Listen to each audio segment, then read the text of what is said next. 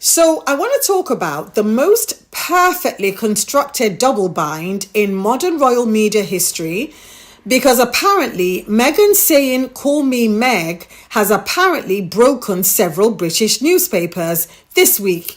And I want to explain why this is so revealing. So when the Poet Laureate at the Australian National Veterans Art Museum, when they asked Harry and Meghan how he should address them, Harry shrugged and said, "However you like." And Meghan said, "Call me Meg." 3 words, which I felt were, no big deal, not informal. I felt that it was not, it was just normal, as in, yeah, call me Meg, just normal. But apparently, the British press acted as if she committed constitutional vandalism. What do I mean? So the framing in many outlets is suggesting that this is very inappropriate. And I kind of said to myself, hang on, I remember the other girl saying that when she was, I think, asked a similar question or something, she said something like, "Oh, I will answer to many things. I don't care whether you call me, this name or that name. I will answer to many things." And I thought, yeah, good on you, at the end of the day, because I like to be balanced here. I like to be fair. So I don't understand why the British press suddenly saying that Meghan said, yeah, call me Meg, that means she violated some sort of code or she broke some sort of protocol, because they said, oh, she should be using her title, that her declining to insist that you call me Duchess of Sussex, is somehow problematic. And this is from the same press that spent years complaining that Meghan is too grand, she's too aware of her own status, she's too focused on the trappings of being a royal and not enough on genuine service. They've said so many... Anyway, I didn't want to use a swear word. They said so many stupid words, so many ugly lies, that now she said, yeah, call me Meg. The fact that she's rejected the very title that they thought she should be clinging to for dear life, I think it's busted their brains. And you can't have it both ways. You can't be mad at her that she said, call me Meg, and then keep on telling me that, oh, she's obsessed with status. She keeps using the title, take the titles. So for me, it's like she's damned if she does and she's damned if she doesn't. And I think that's maybe the point. And this is what I always talk about when I talk about the press, because them damning her is not about whether she uses the title or not. Them damning her is the function, is what they do. So it doesn't matter whether she said, call me this or call me that. They would still have come for her anyway. Her mere existence, the fact that Harry hasn't left her, the fact that Harry has told everybody categorically, this is it. We come as a unit. There is no separating us. Where she goes, I go. If she jumps, I jump. That is what's at the bottom of all this maliciousness towards her. And I think that the specific and constant mechanism through which every choice that Meghan makes is possessed, and it's framed through a lens, right? And that lens has already drawn a conclusion. We do not like Meghan. We are going to make her life difficult. It doesn't matter what she does. We are going to keep coming for her until something happens. And that's exactly what's happening here. Because at the end of the day, it doesn't matter what title she uses. It doesn't matter if she dresses formally, there's a problem. If she dresses casually, there's a problem. If she does too many engagements, there's a problem. If she's seen to be out and about too often, that means she's exhausting the people around her. If she's not working her hard enough, that means she's lazy. If she does paid appearances, it's a problem. If she does appearances that are not paid, she's only doing it for the optics. Things like, oh, they're using Australia like an ATM, free appearances, seeking attention, blah, blah, blah, blah, blah. That is what we get all day long. So it doesn't matter what Meghan says, they will find a way to come for her. Now, we know that this particular frame, it never changes. And whatever they say about her, we know they'll say one thing about her today and then contradict themselves in a month or so. They have no shame anymore. There are no parameters, there are no standards except the shaming and the blaming and the complaining around Meghan. Now, at the end of the day, I think there is something even more interesting than all this daily outrage cycle. I want to talk about who Meg was before any of this. So before the title, before the wedding, before the walkabouts and the royal tours and the institutional machinery that the British press insists that she craved and manipulated her way into. Before any of that, we had Meghan Markle. We had the girl that her father called Meg, the girl that her friends called Meg. And she had the TIG. Yes, that blog. It was one of the most influential lifestyle blogs on social media. That is a fact. She ran it from 2014 to 2017. And within that short time, it had 3 million followers. 5 times more followers than the social media page of the royal palaces. And that is the truth.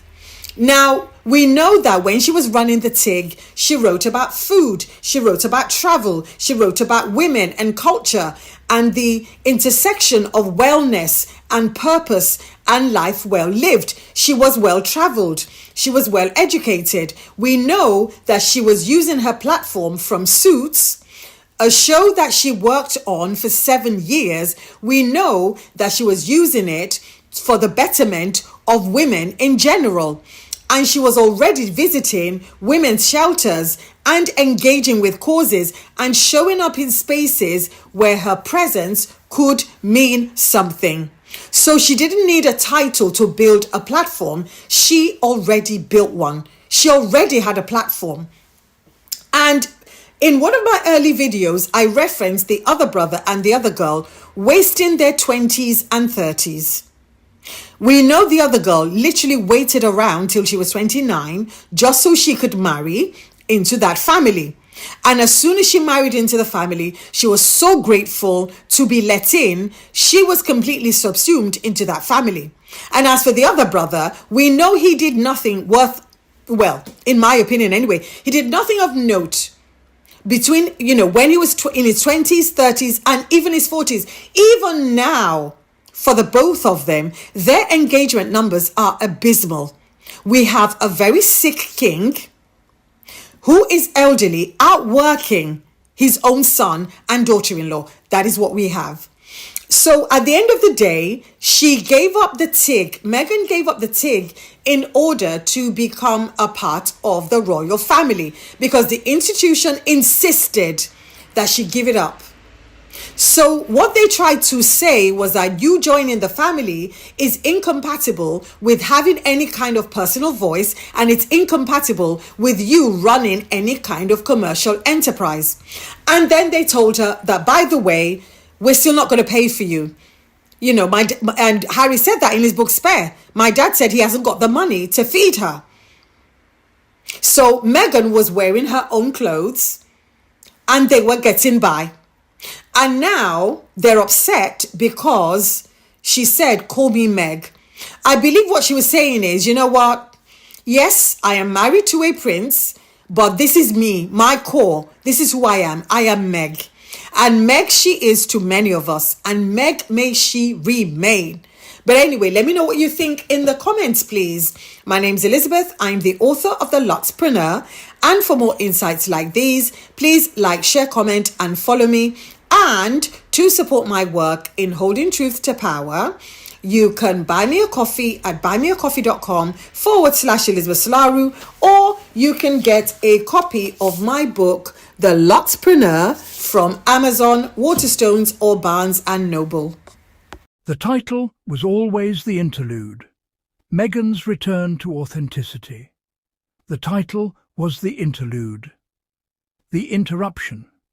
The brief and oddly formal chapter in a story that was always about something else entirely.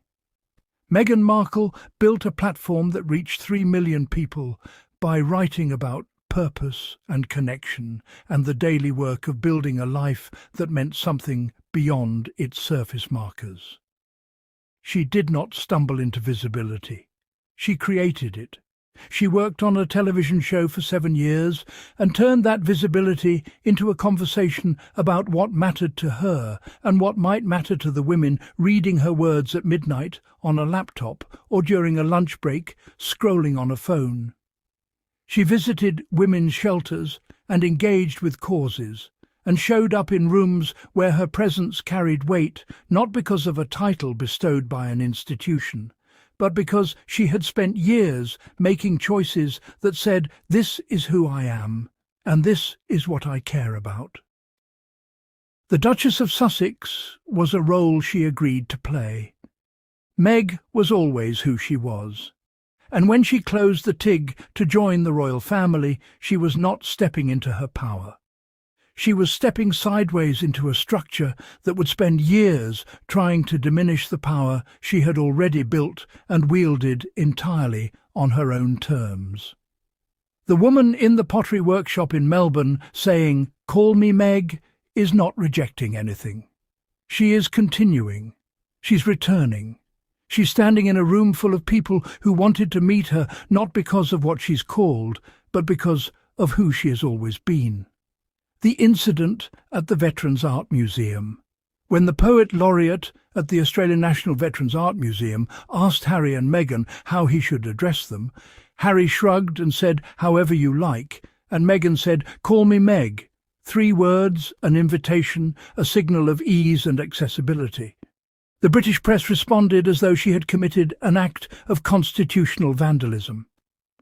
The framing in multiple outlets suggested this was somehow inappropriate, that she should be using her title, that declining to insist on Duchess of Sussex in a Veterans Art Museum pottery workshop was a sign of something problematic. This from the same press that has spent years complaining that Meghan is too grand, too aware of her own status, too focused on the trappings of royalty and not enough on genuine service. She uses the title, and she is obsessed with status. She does not use the title, and she is disrespecting the institution. She is damned if she does, and she is damned if she does not. And that is precisely the point. The damning is not about the title. The damning is the function. The specific and constant mechanism by which every choice Meghan makes is processed through a frame that has been preset to produce a negative conclusion regardless of the input. The impossible standard. She uses the title, and she is obsessed with status. She does not use the title, and she is disrespecting the institution. She is damned if she does, and she is damned if she does not. And that is precisely the point. The damning is not about the title. The damning is the function. The specific and constant mechanism by which every choice Meghan makes is processed through a frame that has been preset to produce a negative conclusion regardless of the input. Title used. Problem. Title not used. Problem. Dress too formal. Problem. Dress too casual. Problem. Too many engagements. Exhausting people. Too few engagements. Not working hard enough. Paid appearances. Using Australia like an ATM. Free appearances. Seeking attention without the substance to justify. The frame never changes, only the specific complaint changes to fit whatever she has actually done. Building a platform.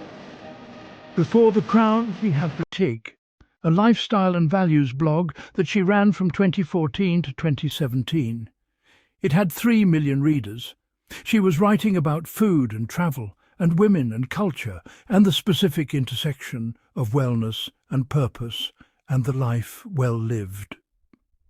She was using her platform from Suits, a show she worked on for 7 years in the demanding daily grind of television production, to talk about the things she cared about. She was already visiting women's shelters and engaging with causes and showing up in the spaces where her presence could mean something.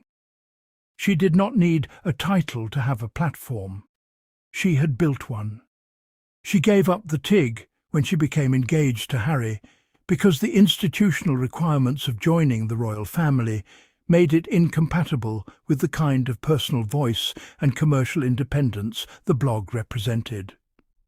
She walked away from a 3 million reader platform and a professional identity she had built entirely on her own terms to serve an institution that then spent years briefing against her. The sacrifice for the institution. She gave up the TIG when she became engaged to Harry because the institutional requirements of joining the royal family made it incompatible with the kind of personal voice and commercial independence the blog represented. She walked away from a 3 million reader platform and a professional identity she had built entirely on her own terms to serve an institution that then spent years briefing against her. That is the part that sits uncomfortably when you look at the pottery workshop, outrage, with any historical memory at all. She made the sacrifice the institution required. She closed the thing she had created. She stepped back from the commercial autonomy and the unfiltered voice that had connected her to millions of people who read her words because they wanted to, not because protocol demanded they pay attention. And the institution she made that sacrifice for turned around and spent years telling journalists she was difficult, that she was demanding, that she had unrealistic expectations, that she did not understand how things worked. The very things she gave up to join them were later used as evidence that she had never belonged in the first place. Who actually cared about the title? The women at Macaulay House did not see a duchess or a former royal or a tabloid villain or whatever construction had been placed around her by people who had never been in the same room with her. They saw a person who sat down at a pottery wheel and asked questions and listened to answers and treated the moment like it mattered, because to her it did. Joseph and Lily did not respond to a title or a position in some institutional hierarchy that meant nothing in the context of their actual lives. They responded to her genuine presence and warmth, to the specific quality of attention she gave them that signalled she was there not to be seen, but to see them. The poet laureate's question about how to address her was answered with authentic accessibility, and his response was not confusion or offence, but ease. He got what he was asking for: permission to treat the interaction as human rather than ceremonial. The people in that room were not confused about what was happening. The British press was confused, or pretending to be, which tells you everything about who the performance was actually for. The meaning behind "Call Me Meg." It was an act of respect and a desire for genuine connection. When Meghan said "Call me Meg," she was not diminishing herself or the institution she married into. She was recognizing that in a pottery workshop with veterans and community members, the most valuable currency is not protocol, but presence. She was making a choice to meet people where they were, rather than requiring them to navigate the complex social choreography of royal address. It represented a return to her authentic self, not the self before Harry. Not the self stripped of experience or growth or the weight of what she has lived through, but the self that existed before the title became the only lens through which she was permitted to be seen. The woman who ran a 3 million reader blog and showed up at women's shelters and built a career and a platform on her own terms. That person did not disappear when she became the Duchess of Sussex. The title was layered on top. And in that room in Melbourne, she was simply peeling back one layer to reveal what had always been underneath.